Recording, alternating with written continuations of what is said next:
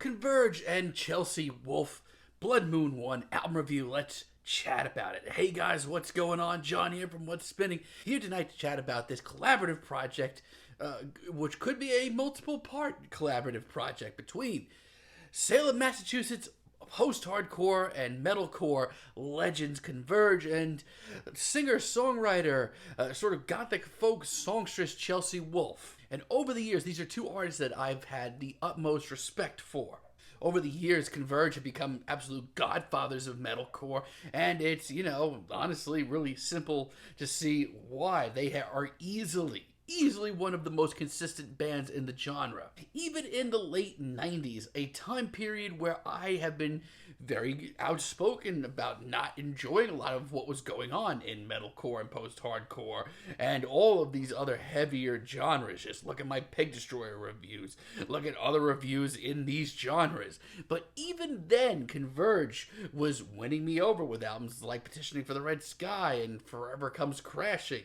And even if I wasn't into a few of their albums, like No More Heroes, still not a big fan of that album, Converge over the years has remained consistent, mostly by really pushing the genre forward almost constantly. You Fail Me, All We Love We Leave Behind, even their last album, The Dusk in Us, Converge don't seem to be slowing down, even though they've been together as a band for over 30 years. And if you know this channel, you would also know that I have done nothing but rant and rave about Chelsea Wolfe ever since her Apocalypsis album dropped. Whether it be her sleep paralysis concept album In Abyss, whether it be the monolithic and very industrial influence Pain is Beauty, whether it be her black metal project Hisspun, or her very cinematic dive into Southern Gothic. On her last album, Birth of Violence, Chelsea's music has enamored me for years. Which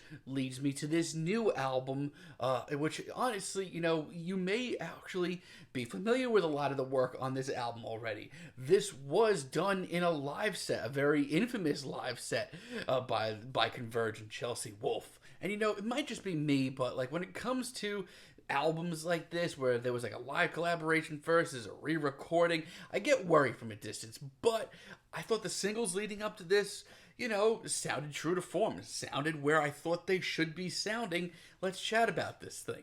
This album starts off with Bloodmoon, and what else can I say? This is an awesome start. I love the drama here. This pacing is done expertly on this track, and all around we're dealing with very haunting, chilling performances.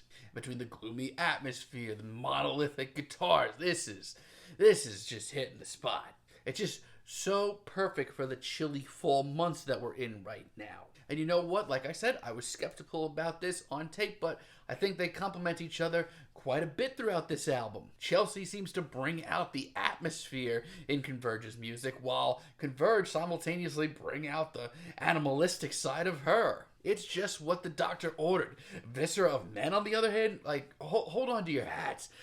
This is not what I expected to hear here. I was expecting to hear, a lot of sort of sludgy doom metal tracks from these two. But this track is, one of the most true to form Converge tracks here. Some of the metalcore breakdowns on this track, as well as the fantastic production, is just what I look for in a Converge track, and simultaneously the very chilling, ghoulish melodies and the seemingly very hauntingly beautiful and captivating chorus of Chelsea Wolfe here.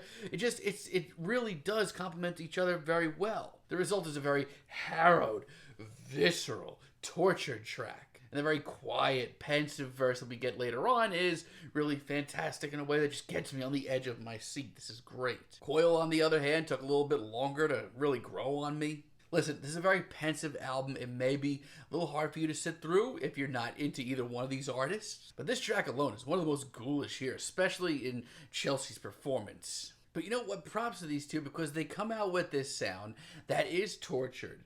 It is haunted, but it's also really beautiful at times too. It's a really epic sound. I'm just very impressed with the way that these two artists are playing off one another and bringing out strengths in one another. And to me, Tongues Playing Dead is just home. This is one of the most metalcore influenced tracks here. I love the winding riff, the intense drums, breakdown after breakdown. And yes, you can argue that of all the tracks on this album, this is probably the one that is least inspired by Chelsea Wolfe. She has little to no involvement on this track. This kind of just sounds like a Converge track in 2021. But that doesn't mean it's bad. As a matter of fact, it's a great reminder of who they are, and they still have a lot to bring to the table on their own.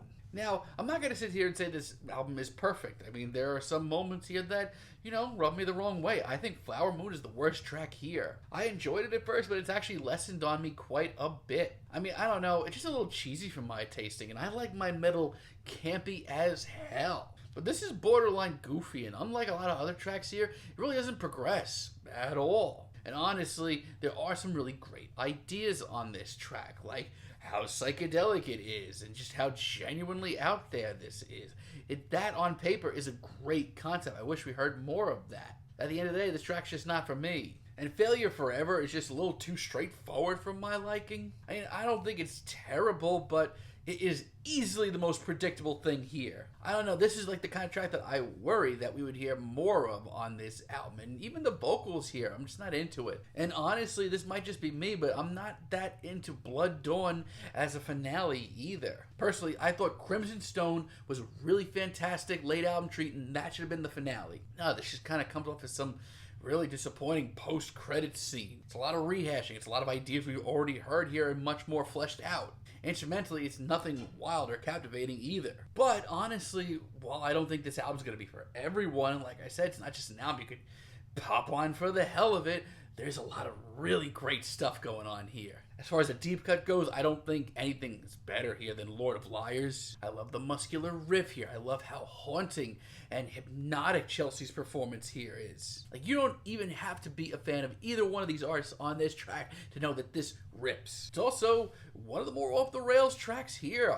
I genuinely don't know what's going to happen from one moment to the next. Scorpion Sting, on the other hand, is just chilling. It is this bluesy, sort of dusty Southern Gothic that Chelsea Wolfe touched down on her last album, Birth of Violence. And yes, it's a little bit of a campier sound, but she owns this sound. As far as a track with an atmosphere goes, don't look any further than Daimon. This track rips. This is one of the most gothic and ethereal tinged tracks here.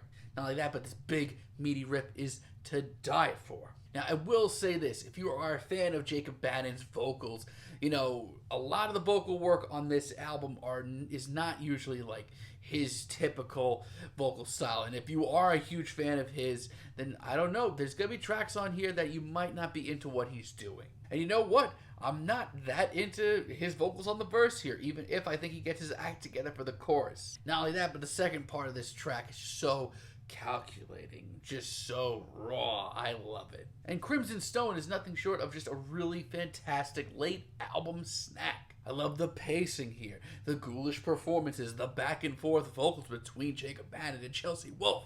They play off each other masterfully. And once again, as heavy and doomy and sludgy that this track gets at times, there are moments of absolute beauty too. I mean, look, if you're not into plus 6 minute sludge metal doom ballads, this may not be a track for you. This may not be an album for you. But from a performance stance, this is really, really, really good. This album, exceeded my expectations. I worried about the two of them in the studio together. I worried about them collaborating. I worried about them playing off one another, but Chelsea Wolfe and Converge do just that. A lot of this album is them bringing out the best in one another. Converge really looking at Chelsea Wolfe to tap into some really dense, gothic-tinged atmospheres, and Chelsea looking to Converge to bring out her inner animal, her inner real demon, if you will. And the result, more often than not, is super captivating. Now, this is a long album.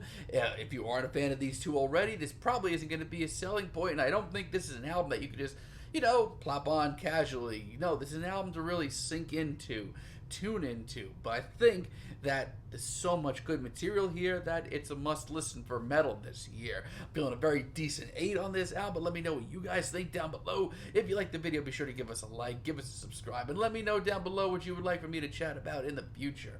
And until next time, have a great day, guys.